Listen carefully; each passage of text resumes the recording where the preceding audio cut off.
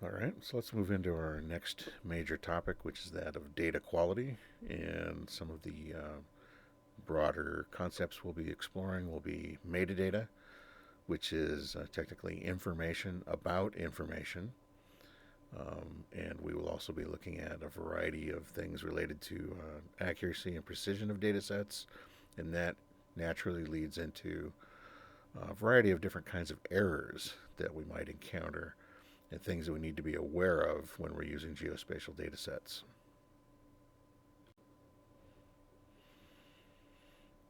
So, metadata, the term means information about information. And with GIS, what we're kind of thinking about with that is shown here on this slide a number of different questions, interrelated questions. Who collected the information, the data set? What information about the physical world or human demographics or whatever it is, if it's spatial data, what was it that was collected? Where, when, why, how, the scale at which the data was collected in the field or generated on computer, algorithms of transformations. So anything that we've basically done to the data set, any kind of a scientific protocol or just an exploration, something that altered the data in some way. These are things that we expect to find in metadata, and a lot more information than this. This is just kind of a brief overview. It gives you an idea about the types of information that we are concerned about when we're dealing with geospatial information. Okay, we want to know the origin of this stuff. Who did it? Why did they do it? Did they use the same standards and rigors of control and error reduction that our organization needs us to use, for example? Is the data sufficient for what we want to use it for in our own work? Or is there something about it that makes it defective that we're going to reject it and try to find something else? Metadata is information that gives us guidance about whether that data set or a collection of data sets is appropriate and if it's going to be useful and applicable in whatever project we happen to be undertaking as GIS analysts. So, looking a little bit more closely, some of the details that we expect to find in the metadata for a data set. And metadata is electronically stored along with a geospatial data set, and you can access this information in our catalog. And if you haven't already done so, you'll learn how to do that in the exercises and perhaps some of the demos. Here's a kind of a minimum view of what we would expect to find in well done metadata. Um, Obviously, first off, what is it? The spatial data structure, is it vector or raster data? Maybe even if it's time series data, um, in some of the more complex data sets that exist that we might run into beyond this class. What projection is it? What coordinate system is it based on? What datum does it have?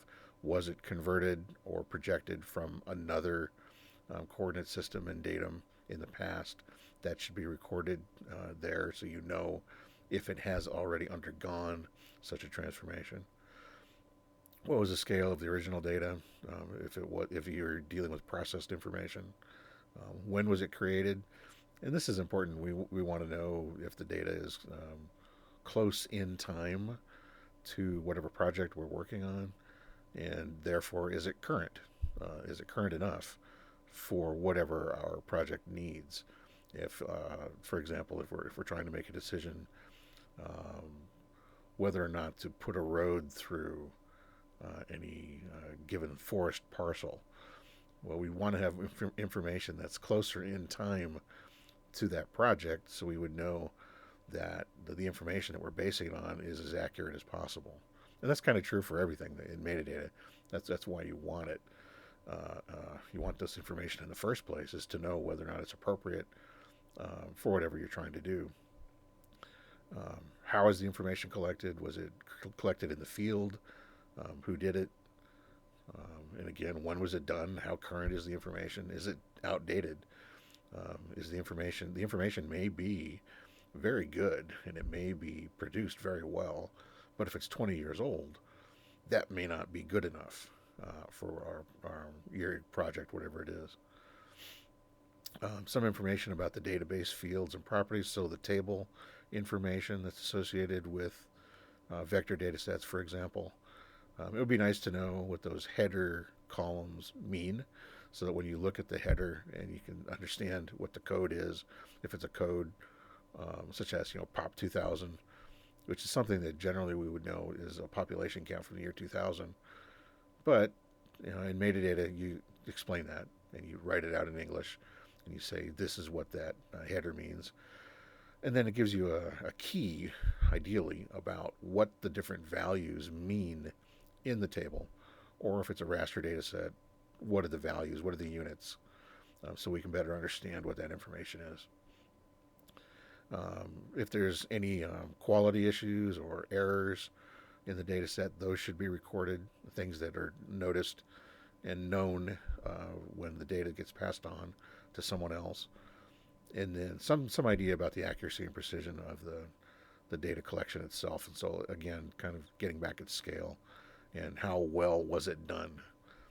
If it was done at the landscape scale, what was the accuracy assessment of the information when it was produced, something like that. So, to sum up again, GIS metadata is information about your data sets that helps you understand the context of the data and all these different elements that went into the production of it, and understanding whether or not it truly is appropriate to use that data for your application. Or should you choose another data set that might be superior in some way, better quality information for your project? ArcGIS used to have a built-in metadata editor, and I believe it still is accessible in the system. Sometimes it goes through some changes by interface, but here's a look at the standard interface for a number of years. And metadata can be as simple as looking over here on the left-hand side of the graphic. You have major topics, subtopics, and when you click on one of those items, it shows up in the main window of the graphic, and you can simply copy and paste information in there, and you can type information directly into the metadata editor and then save it with your data set.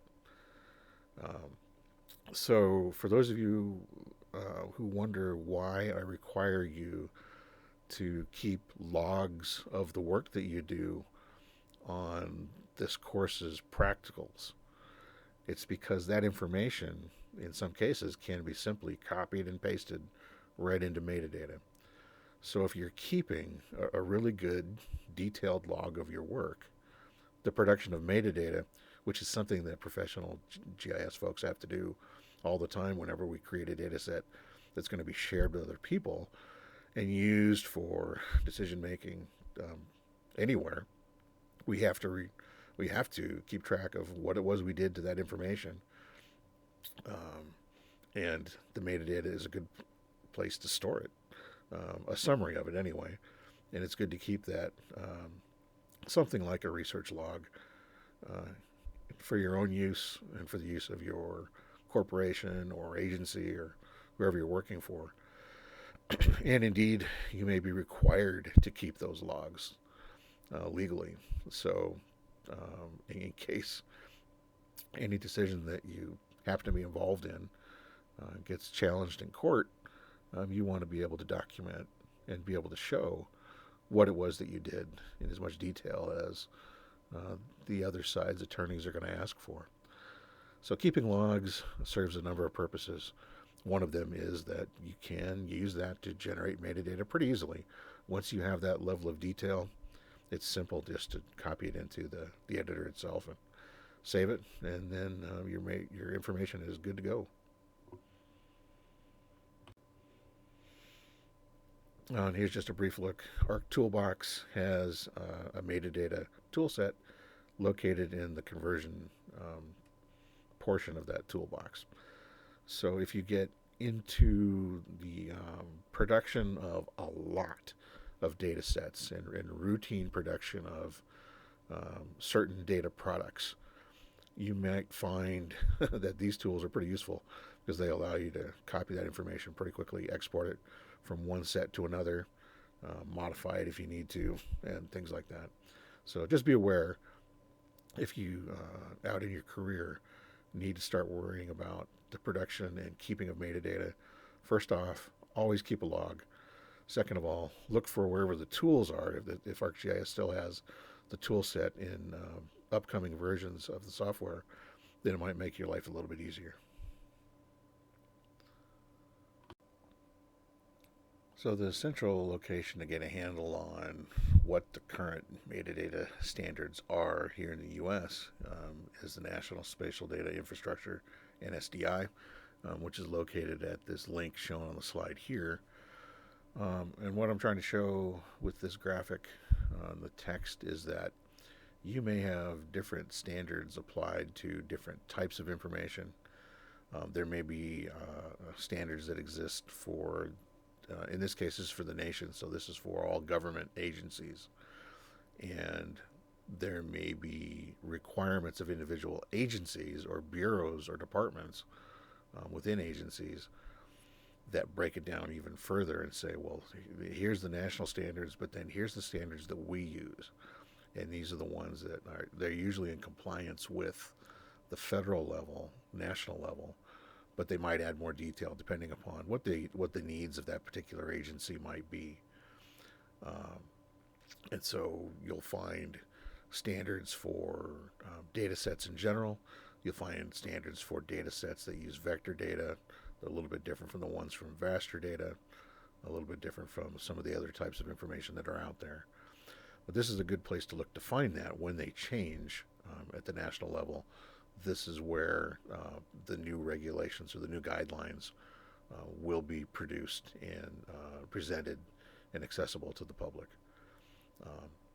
If you're working for an agency or an organization, private corporation, they may have their own versions of standards for metadata that you will necessarily need to comply with when you're doing work in producing that kind of information. In this class, the metadata standards that we use, there's a couple of different ones you'll explore, and you'll do that formally in one of the last exercises in the class out of the Price workbook. And then also know that the things that I'm asking you to do in the research logs, again, are towards storing and saving, preserving information about your work in that log that can be used to put into metadata, no matter what format someone might have for you in the future. So if you get into this kind of habit of keeping a log of your work, of the data sets you're working on, what you do to them, maybe your observations and interpretations about that information as you're working on it, all of those notes can be put into any different form. If someone gives you a metadata form and says, here, fill it out, you've got all the information you need at that point. So anyway, here's the place where we can go to find that. There are also international standards that would exist for other major entities like the European Union or the Russian Confederation or any place else in the world you can think of. Different countries have different metadata standards. There are international standards for interchange formats for this information and for spatial data in general. But here in the U.S., the ones that we will most likely be working under will be found under the FGDC's website and their publications. And now we switch gears and start looking at these concepts of accuracy, precision, and eventually truthfulness. So if you've had basic statistics or even more advanced statistics, these are some concepts that are very familiar to you. Accuracy is how close a measurement of some phenomenon compares to the true value. So in GIS terms, how well does a measurement or an observation of some element of the physical environment or human demographics match the true value that exists in space? Does your observation of a forest stand accurately represent that forest stand? Does your observation of a neighborhood match that true thing that we see on the landscape going through the neighborhood? So that's kind of how accuracy relates to real world phenomenon, and we're breaking it down then into numbers and representations in the GIS geospatial data. Precision is how close those repeated measurements or observations of the same thing compared to each other. So when we have multiple observations and we're combining multiple observations, how well do those work together to precisely describe that phenomenon on the Earth's surface? Using the old analogy of a target in bullets, and this is something of an older definition, although it's one that you will come across still in statistics classes today. We have 3 targets and 3 different variations of accuracy and precision. Up on the left, the bullseye would be your true value. That's what you're aiming for. That's the reality on the landscape, or the reality out there in the human-built environment. And what we're seeing there is high accuracy, low precision. So accuracy means it's getting close to the true value. Precision means that there's a spread between those observations. Okay. The next one in the middle has low accuracy but high precision. So the observations are close to each other, but they're not in the true area. They're not really giving you a good representation of reality, even though the measurements are close to each other. Okay. The last one, of course, down on the right then, would be the combination of high accuracy and high precision, where the observations are very close to each other, very precise, and they're very accurate, meaning that they're doing a good job of measuring the reality that exists out there in the world. Okay, so here, really quickly, accuracy and precision for you. Okay, this is, again, something that we use quite often, this analogy between hitting a target and hitting it repeatedly in the same location, or very close to the same location, for being our concepts of accuracy and precision. Of course, people are never satisfied with things like that, so we come up with a new definition. So this is an ISO, an international standard of measuring accuracy and the results of multiple observations. And we won't be able to see exactly what it says, because you can see here they charge you for these standards. Okay, some of the organizations that produce international standards will charge an organization for the full, detailed, very long and drawn out explanation of and definition of what these things are. But fortunately, we've gotten hold of some information, so we know what the new standards kind of are looking at, and that's what we're going to explore in the next couple slides. So the new version under this ISO standard 5725-1, trueness and precision equals accuracy. So we're adding a new term to the ones we had before. We're going to modify things just a little bit. Trueness is how close a mean, or the average of measurements, observations of some phenomenon compares to the true value. So trueness is how well an average of multiple observations matches what's on the Earth's surface, whether that's a physical characteristic or a human cultural characteristic. Precision, how close repeated measurements of the same phenomenon compare to each other, so the same thing. Accuracy then includes both that your data is true and precise. It has to have trueness, or as high, a good a value of trueness as possible, meaning an acceptable average of those measurements matching as close as possible to true value out there in reality. And then precision, again, same thing. You want to have those measurements over time matching each other as much as possible.